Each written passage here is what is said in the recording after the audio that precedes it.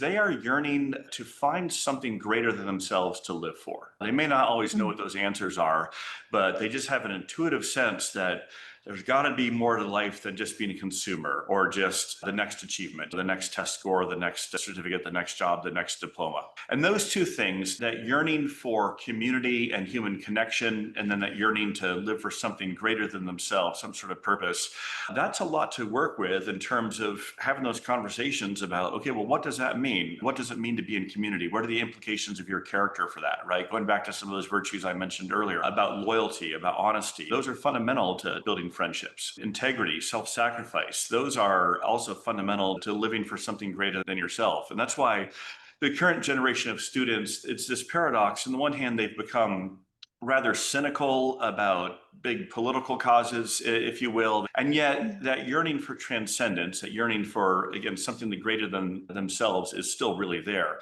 That's why I think we see a lot of spiritual hunger and yearning. Certainly, some of this is obviously very much a yearning for some sort of connection with God. And that's why, even though previously this last several years had looked like a trend towards more and more secularization, I think we may have reached mm. peak secular. And now there's something of the pockets, at least, of religious reawakening.